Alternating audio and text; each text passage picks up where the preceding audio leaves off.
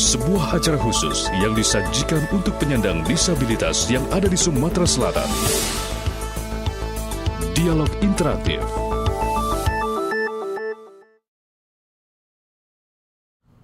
Pendengar, seperti apa yang sudah saya sampaikan tadi, bahwa di siang hari ini kita akan berbincang-bincang mengenai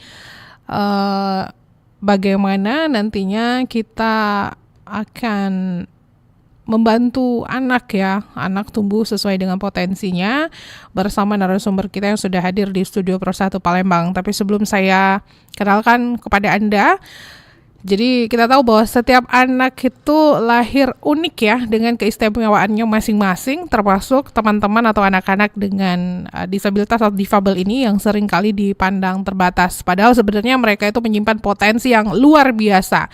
Tantangan terbesar bukan terletak pada kondisi mereka, melainkan pada bagaimana lingkungan, orang tua, guru, dan masyarakat mampu memberikan ruang, mampu memberikan dukungan, serta kesempatan supaya mereka itu juga bisa berkembang sesuai kemampuannya.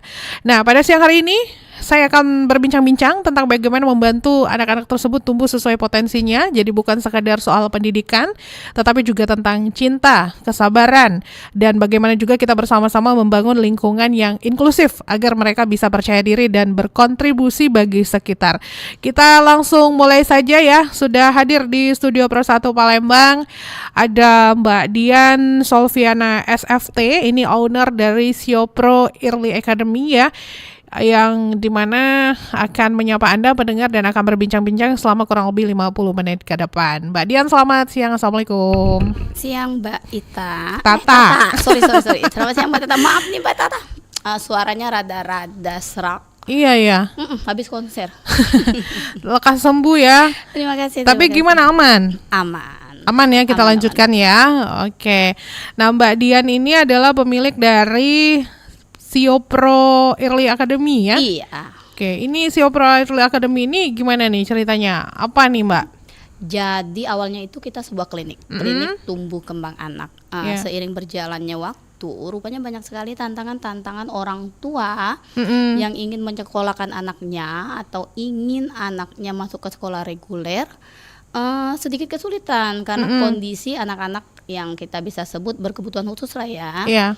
Dari situ kita sekarang mengembangkan sekolahnya juga. Ada sekolah inklusi Siopro Early Academy. Potensinya ini yang akan kita matengin di sekolahnya. Oke. Jadi ini sejak kapan nih udah ada nih Mbak? Kalau kliniknya itu kita dari tahun 2018. 2018, lalu akademinya ini? Akademi kita baru launching di Juli tadi. Oh, Juli tadi. Jadi udah berapa banyak nih siswa yang bergabung? Kalau di SD itu kita ada 5 anak. Kalau untuk TK-nya itu baru 6 anak. Dan SD memang 5 anak, TK 6 anak ya? Ya, memang kita sedikit membatasin sih, dalam satu kelas kita maksimalnya itu 5-6 anak. Ada berapa tenaga pendidik di sana? Total kita ada 15 ya. Oh, banyak juga ya? Ya, karena setiap anak, setiap anak kan beda-beda potensinya. Jadi misalnya yang nari nih, kita ada yang khusus narinya, yang lukis kita larikannya ke lukis. Nanti potensinya itu dilihat saat anak baru mau mulai. Jadi kita ada tes potensi. Tes potensi kita lakukan di psikolog klinis. Kita nggak pakai metode fingerprint belum. Oh, oke. Jadi mana yang paling banyak nih ketika semuanya daftar, yang lebih banyak tuh di mana, di dominannya? Iya, di keseniannya apa di mana? Kalau dominannya sih rata-rata memang setiap anak sih beda-beda. Tapi kalau kita tarik garis yang banyak itu di mananya ya sih, banyak di menggambar dan dance-nya. Oh gitu. Betul. Untuk anak usia yang bergabung ini mulai dari berapa sampai berapa Mbak? Kalau di klinik kita itu dari usia 2 tahun sampai sekarang itu ada yang usia 14 tahun. Kalau di sekolah memang kalau dari tingkatan SD itu kita dari usia 7 tahun. Untuk TK-nya dari 5 tahun. Namun untuk usia saja itu kita enggak apa ya istilahnya itu nggak jadi patokan. Ya. Karena di sini kan konsepnya anak-anak berkebutuhan khusus, jadi lebih ke kemampuannya.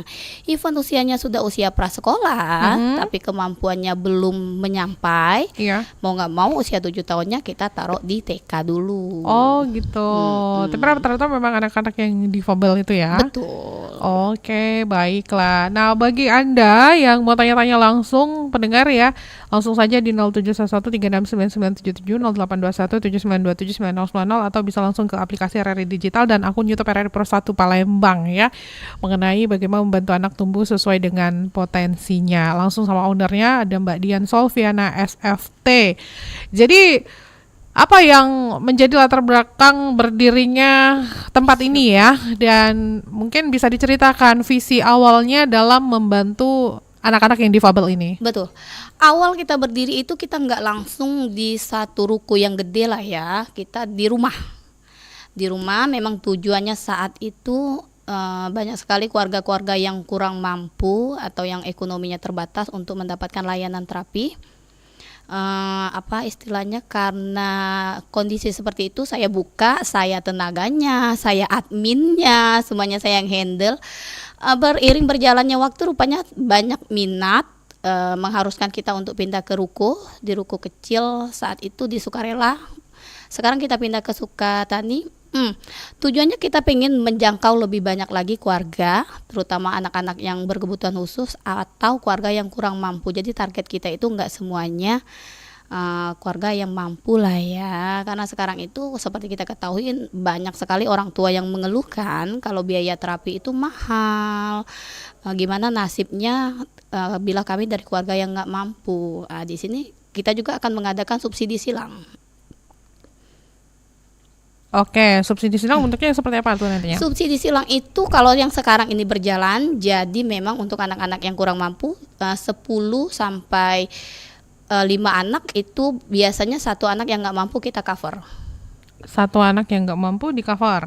Jadi kalau ada 5 anak itu satu yang gratisnya. Artinya kalau saat ini kita ada 80 siswa, hampir 10 anak yang mampu kita cover untuk free lah ya kalau kita bilang. Oh gitu, berarti maksudnya diseleksi juga gitu ya Mbak ya? Iya betul. Oke, tapi ada nggak sih hal yang paling mendasar akhirnya Mbak itu mendirikan ini gitu? Kan biasanya kan ada mungkin pengalaman pribadi, Betul. berangkat dari keluarga sendiri atau apapun itulah gitu. Curhatan orang tua sih Mbak, karena kita kesehariannya itu. Oh iya. Jadi Mbak Dian ini banyak teman-temannya atau rekan di sekitarnya tuh yang memiliki anak dengan yang spesial ini. Betul. Jadinya itu yang membuat Mbak Dian untuk membuka klinik tersebut. Karena banyak sekali curhatan orang tua yang kesulitan sekali setelah terapi misalnya, atau anaknya jago di satu tempat, pengen les nih tapi kok susah ya cari les, karena memang mungkin teman-teman atau guru-guru di luar sana spesifiknya agak lebih bingung menghadapi anak-anak dengan berkebutuhan khusus. Latar belakang curhatan-curhatan ini, dan juga banyak sekali kita temuin di lingkungan, rupanya banyak sekali anak-anak yang berpotensi. Terkadang sudah mampu mengasah, mereka tidak memiliki wadah untuk dikenal oleh masyarakat. Bisa melukis, bisa menari, cuma memang sebatas menyalurkan hobi, belum ke lingkungan, ke ekspor di lingkungan masyarakat yang umum.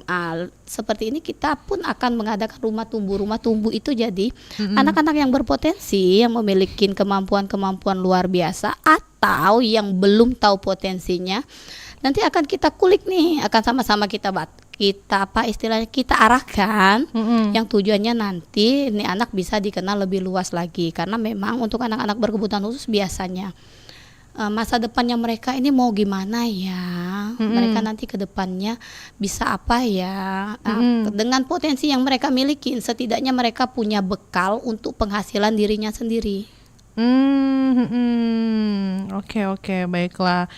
Jadi buat yang mau tanya-tanya boleh langsung nih ke Mbak Dian gitu, pendengar ya. Nah, tapi berdasarkan pengalaman gitu ya Mbak ya, apa tantangan terbesar teman-teman atau anak-anak difabel ini dalam mengembangkan potensinya begitu? Kan ini udah cukup lama juga ya Mbak, dari 2018 ya. Betul. Nah, ini udah 2025 gitu. Biasanya tantangan terbesar itu karena memang anak difabel ini tidak lepas dari emosional. Terkadang saat kita ingin mengarahkannya, emosionalnya yang kadang naik, kadang turun, di situ kita kesulitan untuk mengontrol emosionalnya. Kadang saat ini dia hobi ini nih, lagi up banget nih, lagi oke banget nih, lagi bagus banget nih.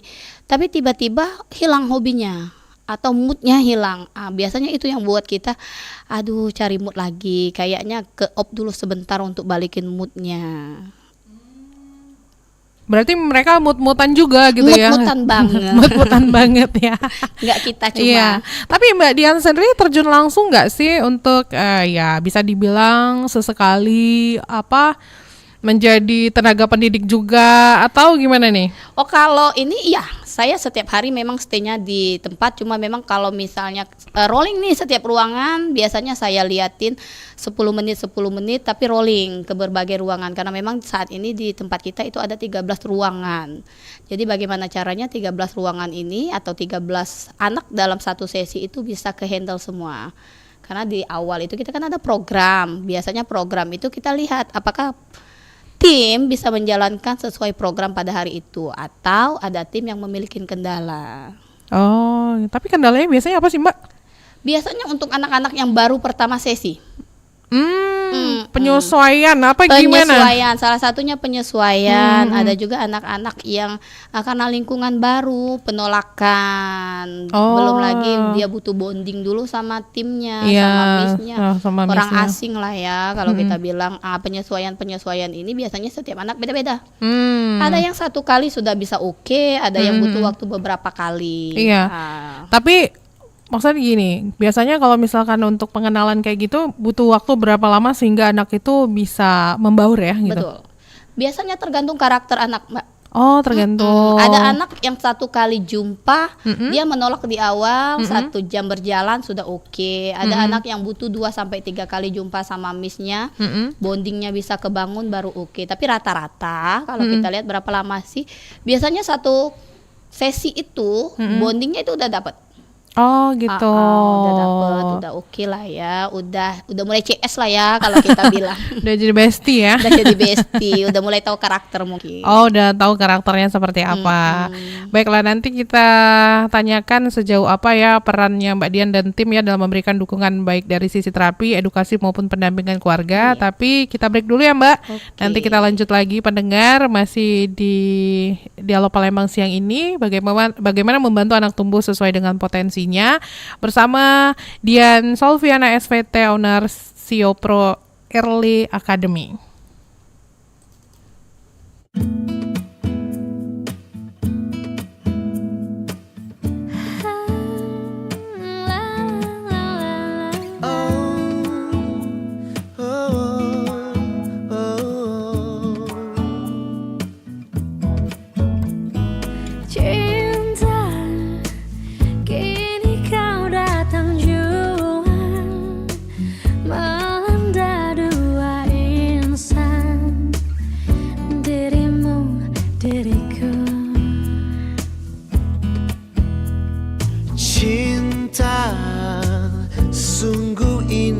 Citramu, dunia terasa hampa bila kau tiada.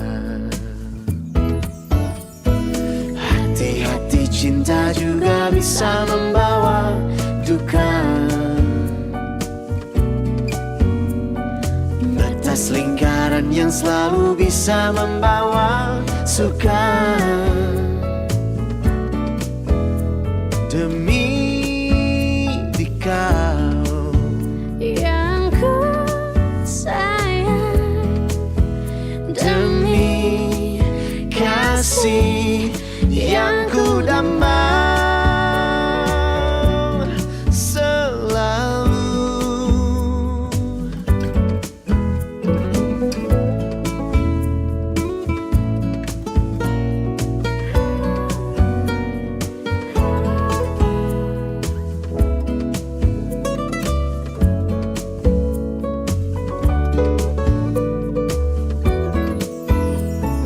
tiada Tiada seindah semangat Apabila engkau tahu cinta itu suci, cinta itu suci,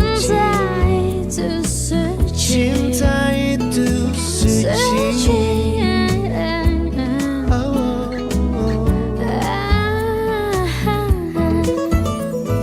hati-hati cinta juga bisa membawa duka. Batas lingkaran yang selalu bisa membawa suka. Hati-hati cinta juga bisa membawa duka. Batas lingkaran yang selalu bisa membawa suka. Demi kau yang ku sayang, demi kasih yang ku damba, yang ku damba selalu.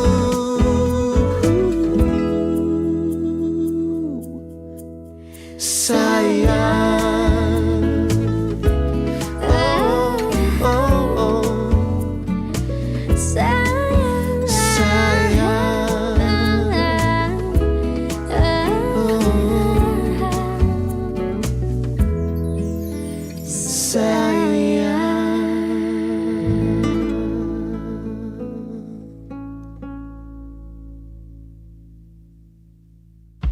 Difabel atau disabilitas, ada yang beranggapan kedua kata ini memiliki makna yang sama. Ada pula yang beranggapan sebaliknya. Sebenarnya, istilah disabilitas dan difabel adalah untuk mengganti sebutan penyandang cacat yang terkesan kasar dan merendahkan penderitanya. Tapi kedua istilah tersebut memang memiliki perbedaan makna. Secara umum, istilah disabilitas berasal dari serapan kata disability atau disabilities yang diartikan sebagai ketidakmampuan. Sementara, difabel berasal dari singkatan kata different ability yang diartikan sebagai kemampuan yang berbeda. Istilah penyandang disabilitas muncul menjelang ratifikasi Konvensi PBB mengenai hak-hak penyandang disabilitas. Berasal dari serapan kata person with disability, maka digunakanlah kata penyandang disabilitas untuk menggantikan kata penyandang cacat yang secara resmi ada di Undang-Undang Nomor 19 Tahun 2011 tentang pengesahan Convention on the Right Person with Disabilities atau Konvensi mengenai hak-hak penyandang disabilitas. 92,4 FM RRI Pro 1 Palembang, kanal informasi dan inspirasi pendengar masih di Dialog Palembang siang ini. Kita masih berbincang-bincang bersama Mbak Dian Solviana SVT, owner Physio Pro Early Academy ya. Ini pemikiran saya kayak di mana-mana ya. Aduh, karena memang kita tahu dong Mbak, saya menuju ke sini juga tadi terlihat jalanan ditutup. Macet banget ya. Macet karena di Polda itu lagi ada aksi ya dari rekan-rekan ojek online. Nah, jadi kayak kita gimana gitu ya. Deg-degannya iya nih pendengar ya dan juga pemirsa, tapi ya gimana ya, mudah-mudahan semuanya bisa damai dan aman, terkendali lah ya. Karena mengaruh nih di sini. Oke, kita lanjutkan kembali. Pendengar jangan lupa untuk Anda silakan langsung bertanya di 0711369977, 082179279090. Nah, jadi bagaimana nih Mbak peranan teman-teman dalam memberikan dukungan baik dari sisi terapi, edukasi maupun pendampingan keluarga di tempat Mbak Dian dirikan ini ya, silakan.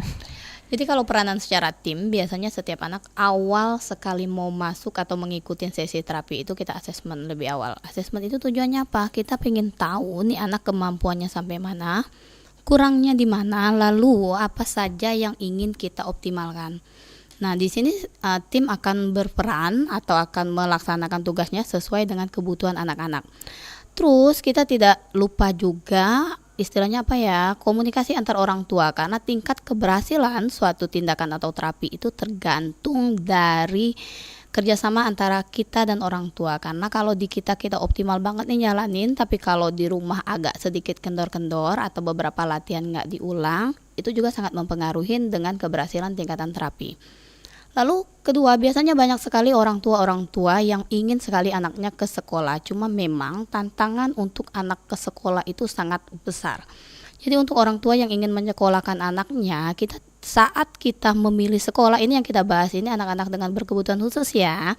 Saat kita memilih sekolah untuk ananda kita tidak hanya memilih sekolah apa yang bagus, apa yang orang tua cocok, karena banyak sekali tantangannya. Saat anak-anak berkebutuhan khusus masuk ke jenjang sekolah, sekolah dasar misalnya atau TK misalnya, artinya kita sudah membuka dunia baru bagi mereka. Dunia apa? Dunia luar, dunia yang sesungguhnya.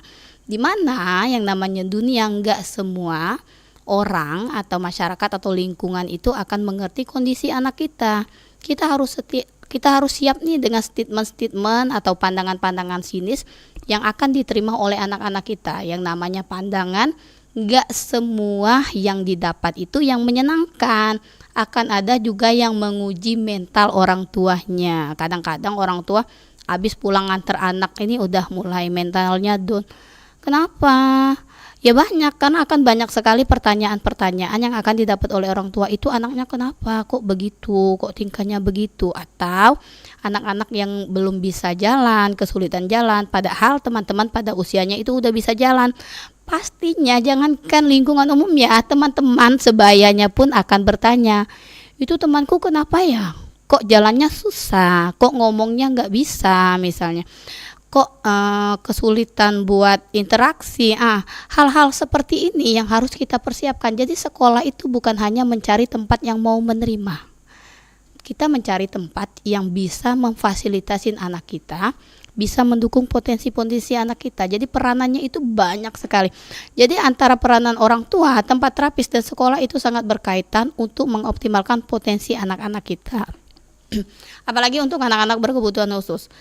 Kognitif itu bukan tidak penting, sangat penting untuk anak-anak kita. Cuma kalau kita berfokus untuk mengejar kognitifnya atau akademinya saja, kita akan lupa. Kalau setiap anak-anak dengan difabel, biasanya mereka akan membawa satu kelebihannya. Cuma beberapa orang tua atau kita sendiri pun kadang belum menyadarin ini anak potensinya di mana, kemampuannya di mana. Maka dari itu kita sebagai orang tua, mari kita amatin potensi anak kita. Untuk mengamatin potensi anak kita itu gimana? Amatin apa yang sering anak itu lakukan dengan dia suka. Lalu amatin, lalu lihat apakah sesuatu itu dia lakukan secara kontinu, terus menerus. Bila iya, dukung dalam artian fasilitasi secara dicarikan tempat les, dicarikan tenaga profesional untuk bisa mengarahkan potensinya. Lalu setiap apapun bentuk keberhasilan, entah itu sangat minim, selalu kasih support, karena support di sini sangat berperan untuk motivasi anak. Di situ Kak Tata. Oke, tapi sejauh ini setelah beberapa anak-anak atau orang tua yang mengikut sertakan anak-anaknya di klinik ini ya, apa yang mereka sampaikan, Mbak? Dapat cerita apa sih kan? Mbak Dian ini kan tempatnya orang tua curhat juga kan gitu ya? Betul. Kalau kita ulik dari milu-milunya dulu nih ya, karena kita baru melewatin tahun ajaran baru, biasanya orang tua di hari pertama atau hari kedua anak sekolahnya itu sudah bawa cerita-cerita milu. Cerita-cerita milu ini biasanya yang berkaitan sama mentalnya. Kenapa mami? Iya, tadi si ini dipandang temannya kok begini, si ini begini. Belum lagi saya harus menjelaskan kepada orang tua teman-temannya kalau anak saya itu kondisinya seperti ini, beda seperti ini. Tapi poin positifnya banyak sekali orang tua yang tadinya mengalami keterbatasan bisa sedikit lega. Oh iya Bu, udah keterima di beberapa sekolah yang oke. Misalnya terakhir kita lepas anak kita itu di sekolah reguler itu untuk anak-anak berkebutuhan khusus itu prestasi lah ya bagi orang tuanya, anaknya bisa keterima di sekolah reguler dengan tanpa SIDO. Yang support-support seperti ini biasanya energi-energi positif untuk orang tua yang lain. Kalau memiliki anak-anak berkebutuhan khusus itu ya dunia itu nggak selesai gitu loh. Kita masih banyak jalan, anak-anak kita masih punya mimpi yang harus kita temenin. Nggak berarti kalau kita punya anak berkebutuhan khusus itu dunia kita tuh hancur. Ya memang saya akuin banyak sekali orang tua kalau di awal itu ya pastilah ya dengar anak kita beda aja atau dapat diagnosa anak kita ya anaknya ADHD atau apa tuh pasti dunianya hancur. Tapi mereka butuh kita, butuh orang tua. Di sini tingkatan keberhasilan orang tua biasanya memiliki aura atau positifnya bagi orang tua yang lain bahwa oh bisa ya, bisa sekolah ya ke sekolah umum ya. Sekarang juga banyak sekali di kita itu sudah ada anak yang jago melukis, sudah ada anak yang jago menari, sudah ada anak yang jago coding, dance. Itu potensi-potensi itu yang mau kita kenalkan atau kita optimalkan yang nantinya mungkin itu jalan mereka untuk menghasilkan istilahnya uang lah ya buat mereka menyambung hidup nantinya, tinggal kita butuh wadahnya aja. Oke, baiklah kalau begitu. Saya bacakan dulu WhatsApp yang udah masuk ya Mbak di Boleh. 082179279090. Pertanyaannya, Mbak Dian, setiap anak difabel ini kan punya keunikan masing-masing ya. Nah, bagaimana tim membantu menemukan dan mengasah potensi tersebut? Apakah memang masing-masing tim ini atau miss-nya ini dari latar belakang profesi yang ahlinya yang memang sesuai di bidangnya seperti apa yang disampaikan Mbak Dian di awal tadi? Silakan. Betul, biasanya setiap anak difabel itu membawa satu keunikan yang berbeda. Di mana kita bisa tahu ya uniknya dia bisa gambar, kita tahu ya. Biasanya kita melakukan screening awal. Screening awal itu biasanya minat dan bakat. Minat dan bakat dilakukan oleh psikolog klinis kita. Kenapa nggak pakai misalnya kalau sekarang itu lagi tren nih ada apa ya yang pakai jari itu fingerprint. Oh ya. Kita nggak ke situ, kita lebih ke psikolog klinis yang melakukannya. Nanti setelah kelihatan apakah hasilnya itu memang iya ini anak jago di menggambar atau di apa misalnya. Nanti kita lihat kok belum kelihatan ya, kok belum menunjukkan ya. Nanti pelan-pelan kita kenalkan dia medianya dulu. Kenalkan dia dengan warna, kenalkan dia dengan kanvas atau biarkan dia mengeksplor apa yang dia mau. Lalu pertanyaannya apakah anak-anak itu sesuai yang mengarahkan itu sesuai dengan profesinya? Iya betul. Kita usahakan yang menghandle anak itu sesuai dengan profesinya karena memang yang tenaga profesional biasanya nggak cuma tekniknya yang tahu, mereka tahu tahapan-tahapan atau dasaran-dasaran awal sebelum ke target. Oke, baiklah kalau begitu ya. Sudah dijawab pertanyaannya, kita lanjutkan lagi. Nah, kalau untuk jam operasionalnya tuh buka dari kapan sampai kapan? Kita jam operasional itu Senin sampai Minggu malahan. Oh, Senin sampai Minggu. Jamnya Mbak? Kalau Senin sampai Jumat itu kita di jam 8 sampai 16.30. Di Sabtu itu kita dari jam 8 sampai jam 1. Kalau di hari Minggu itu memang kita dengan perjanjian. Oh, dengan perjanjian. Tapi banyak juga yang dengan perjanjian. Kalau sekarang sih lumayan karena mungkin beberapa orang tua yang sibuk di hari kerja bisa ambil di hari Minggu untuk gitu, terapinya. Untuk terapinya Betul. ya. Oke. Berarti kayak fleksibel gitu ya Mbak Fleksibel. ya. Ya, kayak yang misalnya ya emang benar-benar bisa Menyesuaikan sama teman-teman kita yang membutuhkan. Betul. Ya. Oke, baiklah kalau begitu. Kita break lagi dulu ya Mbak. Sambil menunggu pendengar silakan nanti di line telepon, WhatsApp dan juga aplikasi RRI Digital serta ke akun YouTube RRI Pro 1 Palembang. Masih di Dialog Palembang siang ini.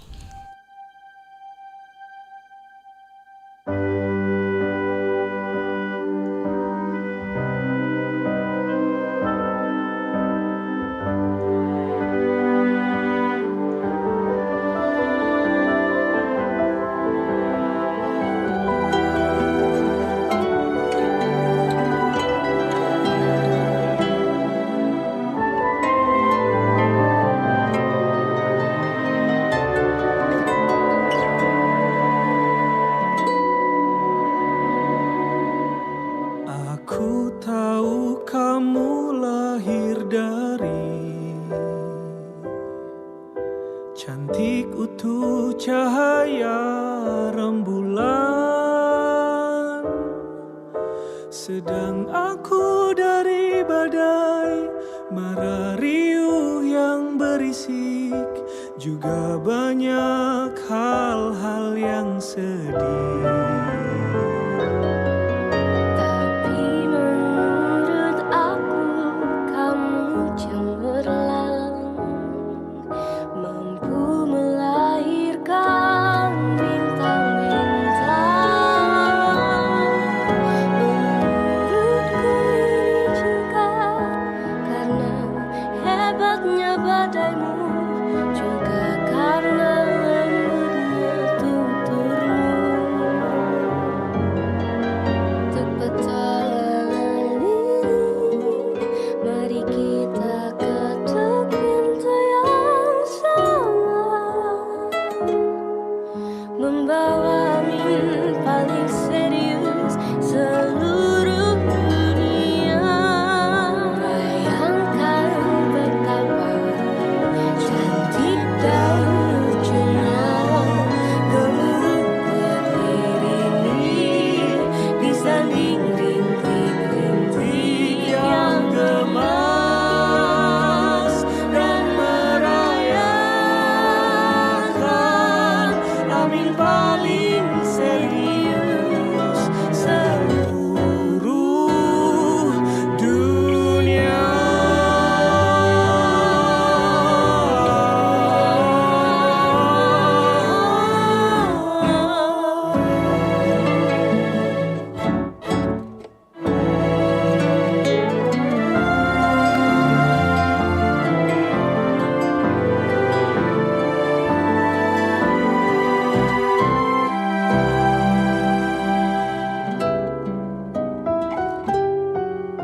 Aku tahu kamu tumbuh dari keras kasar sebuah kerutan,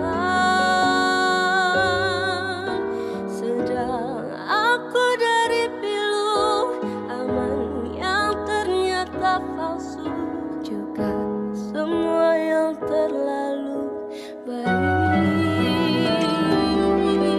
Tapi menurut aku kamu cemerlang, mampu melahirkan bintang-bintang. Menurutku ini juga karena lembutnya sikapmu, juga sabarmu yang nomor satu. Untuk petualangan ini, mari kita ketuk pintu yang sama, membawa amin paling serius seluruh dunia. Bayangkan betapa cantik dan lucunya gemuruh petir ini disanding rintik-rintik yang gemas dan merayakan amin paling serius seluruh dunia.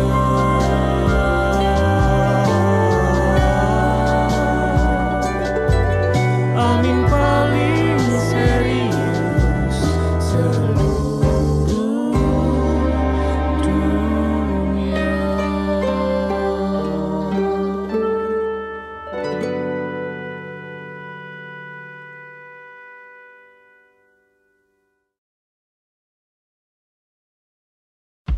Difabel atau disabilitas, ada yang beranggapan kedua kata ini memiliki makna yang sama. Ada pula yang beranggapan sebaliknya.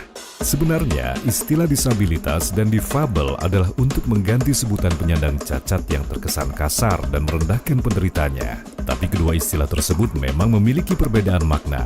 Secara umum, istilah disabilitas berasal dari serapan kata disability atau disabilities yang diartikan sebagai ketidakmampuan. Sementara, Difabel berasal dari singkatan kata different ability yang diartikan sebagai kemampuan yang berbeda.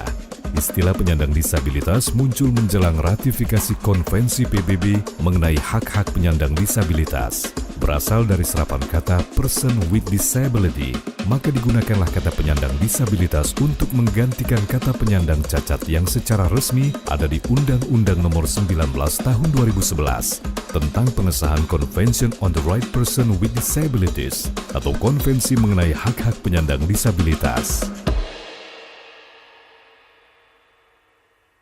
Terima kasih pendengar, Anda masih bersama kami di Pro 1 Palembang, karena informasi dan inspirasi kita masih di Palembang siang ini. Dan masih dalam bincang-bincang kita bersama owner Fisiopro Early Academy, Dian Solviana SFT. Tapi Mbak Dian ya, sebelum lebih lanjut lagi obrolan kita, kenapa namanya Fisiopro Early Academy? Sebelumnya kita Fisiopro aja. Oh, Fisiopro aja. Jadi karena kayak ada terapi-terapi sekolah. aja Betul. gitu ya. Karena ada sekolah, jadi kita kasih Early Academy. Kalau Pro-nya itu apa sih? Pro itu proses, prospek, progres. Jadi awalnya itu ya setiap suatu capaian memang kita harus membutuhkan proses. Dari proses akan menghasilkan progres, dan progres akan berprospek. Nah, karena ada sekolah, balik lagi jadilah Fisiopro Early Academy. Jadi mencakup keseluruhan. Gitu. Jadi enggak melulu soal yang tadi cuman terapi-terapi aja ya Mbak ya. Betul. Baiklah kalau begitu. Lanjut kita ke pertanyaan selanjutnya. Nah, jadi kalau menurut Mbak Dian sendiri ya, menurut Mbak nih peran apa sih yang bisa dimainkan orang tua supaya anak-anak ini percaya diri dan tidak merasa terbatas gitu? Betul. Biasanya orang tua pingin sekali anaknya menjadi apa yang mereka bayangkan atau apa yang mereka pikirkan, atau istilahnya banyak sekali orang tua yang kadang lupa apa yang anaknya milikin karena melihat anak-anak di luar itu kok ada anak yang jago kalistung. Banyak sekali orang tua yang anaknya belum saatnya mengikuti kalistung langsung ikut kalistung, karena memang mungkin juga tuntutan saat anak itu sudah sekolah dia sudah diwajibkan harus bisa kalistung. Tapi kenyataannya anak-anak akan lebih cepat lagi berprogres kalau kita matangkan dulu nih sensorinya. Lalu peranan apa sih kita sebagai orang tua? Yaitu jangan terlalu berfokus apa yang anak lain milikin.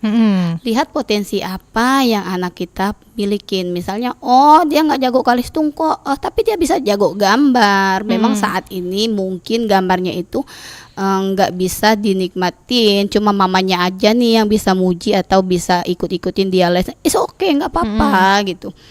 Atau ada beberapa orang tua yang pingin banget nih anaknya nih, oh aku ingin anakku jadi dokter nih, jadi mau nggak mau dia sudah harus jago les di sana sini. Karena saya banyak sekali mendapatkan orang tua yang kadang bukan menyalahkan orang tua, karena memang juga lingkungan yang mengharuskan ini anak harus mampu semua. Tapi kadang ya itu, kadang setiap anak itu unik, mungkin potensinya yang beda-beda. Oh gitu.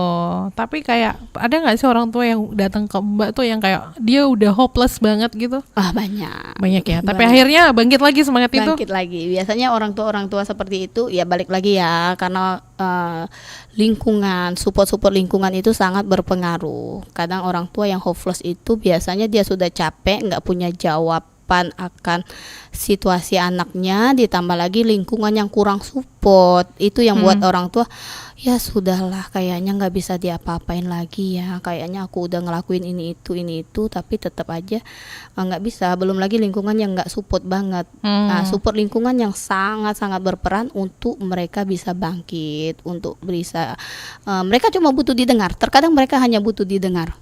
Kita nggak perlu menghakimin, nggak perlu apa, udah didengar aja, udah plong nih ya. Karena biasa lah ya, para mama-mama nggak cuma sibuk di anaknya aja, banyak sekali kepentingan di rumah, atau belum lagi mama-mama yang kerja. Iya. Udah capek. Iya. Capek lahir batin kayaknya ya Mbak. Capek lahir batin. Belum lagi papa-papanya yang harus diurus. Iya, tapi mau nggak mau kan kita harus accept itu ya Mbak. Betul. Ya. Soalnya itu ya balik lagi ke agama kita ya Mbak ya. Betul. Apa yang dikasih berarti kita dianggap mampu. Ya nggak sih ya. Nah lalu selain orang tua gitu ya Mbak Dian ya, bagaimana kita nih kita masyarakat sekitar bisa ikut menciptakan lingkungan yang ramah dan inklusif untuk anak-anak yang berkebutuhan spesial ini? Betul. Tapi sekarang saya lihat pemerintahan ya, terutama Kota Palembang itu sudah banyak sekali support untuk anak-anak difabel. Ya, itu pemerintah gitu Ya, kan. Tapi nggak pemerintah. jarang juga kan, maksudnya tetangga Betul. gitu kan, yang kadang kayak gimana Menolak masih lah ya, masih istilahnya. stigmanya masih agak nggak terlalu welcome Nggak, ya. betul, Ha-ha. betul.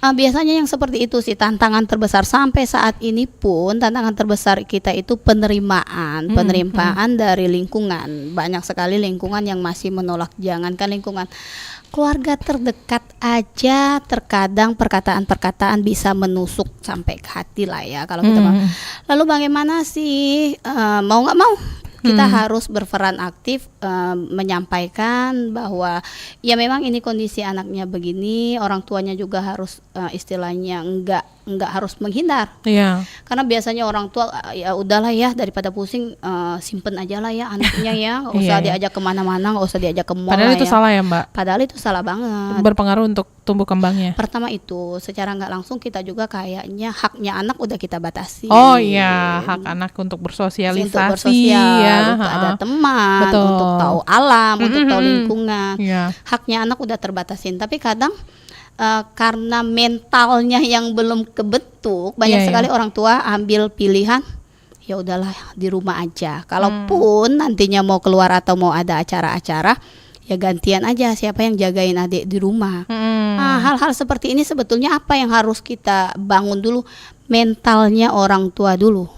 Sebelum kita penerimaan lingkungan, karena kita nggak bisa nih menjelaskan ke setiap orang yang melihat anak kita, anakku begini, aku nggak tahu ngapain, kamu terima aja, atau mata kamu bisa nggak ya nggak usah lihat tingkah laku anakku, kita nggak bisa itu. Ya apa? Ya mentalnya dulu, mentalnya orang tuanya dulu. Entah itu lingkungan mau menilainya seperti apa. Iya. Kalau mentalnya orang tua itu udah kebentuk, ini anak akan dapat support. Oh ya. Oke, baik. Nah, sebelum kita akhiri nih Mbak, ini ada pertanyaan ya dari Vivo. Mau tanya Bu Dian, apakah anak penyandang berkebutuhan khusus ini bisa sembuh total kalau di terapi? Sebetulnya kalau kita merujuk bisa sembuh atau enggak, artinya kita ke diagnosa. Untuk anak-anak yang berkebutuhan khusus, Ya. entah itu ASD, ADHD atau sebagainya, itu bukan suatu penyakit. Kalau kita bisa bilang sembuh atau enggak, tapi bisa dioptimalkan seoptimalnya. Apakah anak penyandang ADHD nanti besarnya tidak menjadi penyandang ADHD? Tidak, dia tetap anak dengan ADHD karena itu bukan penyakit. Lalu balik lagi pertanyaannya, sembuh enggak? Optimal pasti bisa, karena ya itu mereka ada potensi. Mereka ada potensi Mereka ya. ada potensi. Karena Mbak Dian sendiri menyaksikan betul ya. Iya. Bagaimana perkembangan anak dari sebelum dan sesudahnya gitu ya Mbak Betul. ya.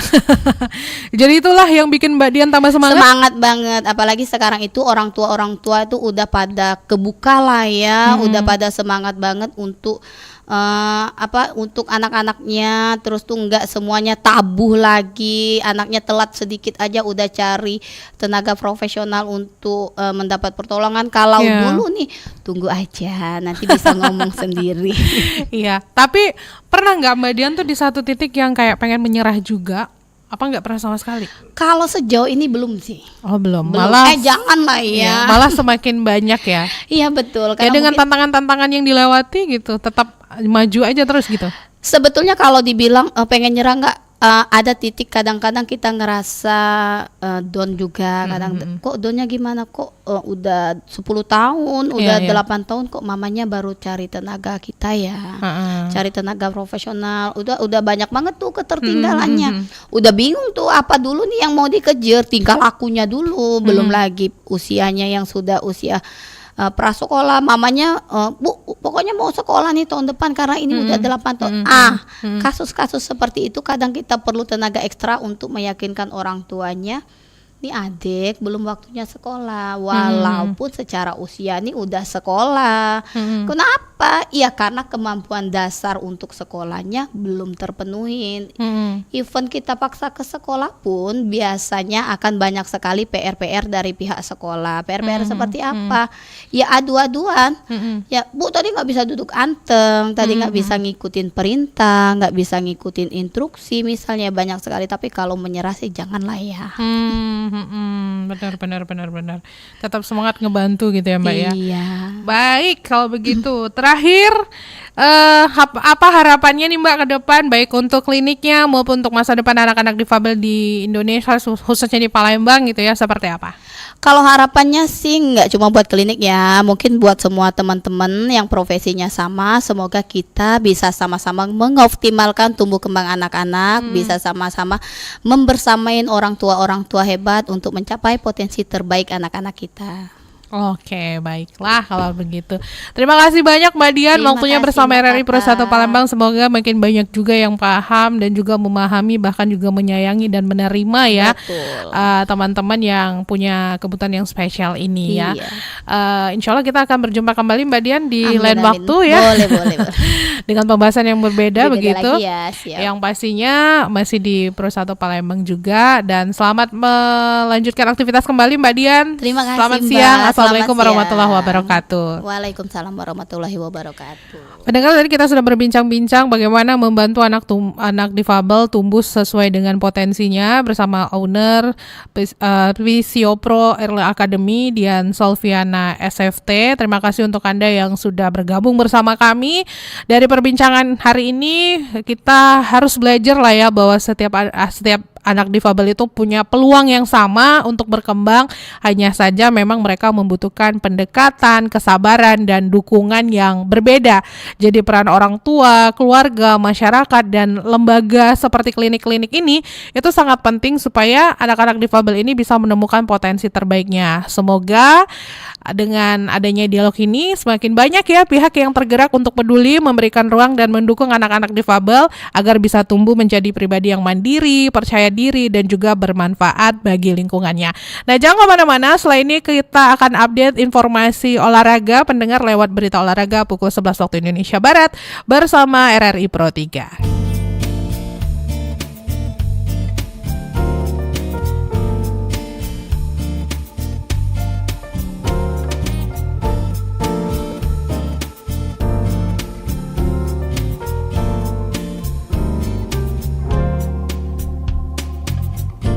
Dari jauh ku datang, senyum itu ku rindu pada dikau kekasih seorang.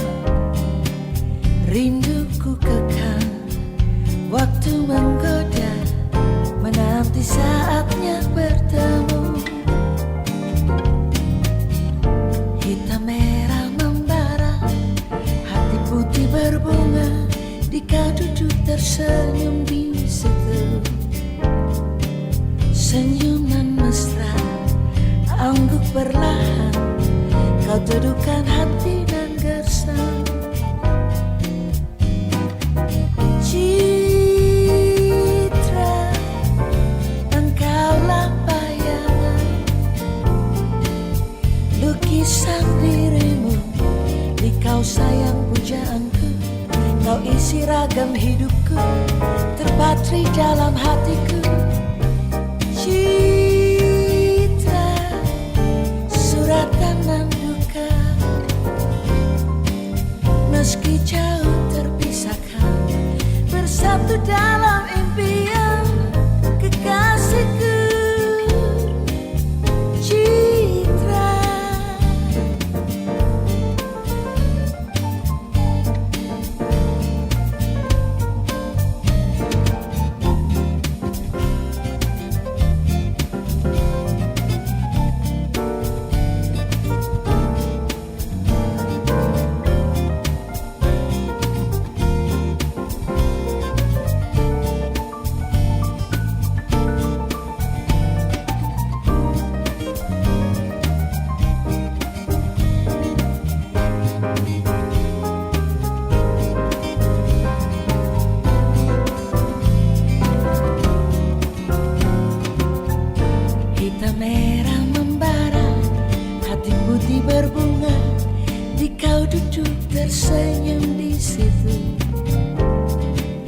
senyum nan mesra, anggun perlahan, kau teduhkan hati nan gersang.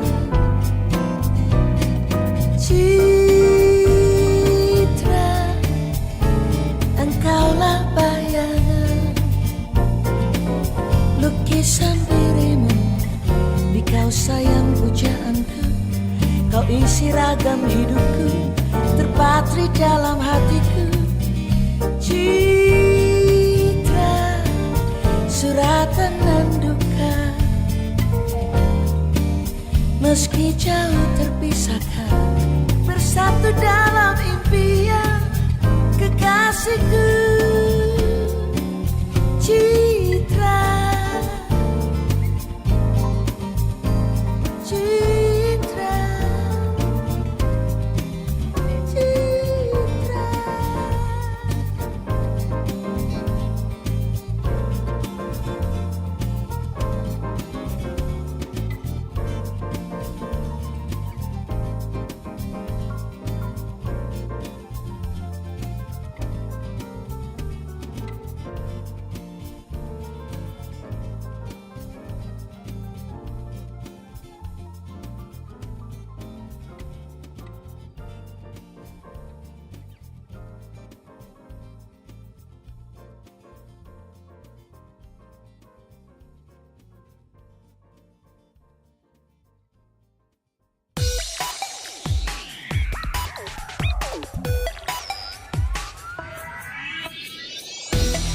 Demikian tadi, dialog interaktif khusus untuk penyandang disabilitas yang ada di Sumatera Selatan. Terima kasih atas perhatian Anda. Sampai jumpa.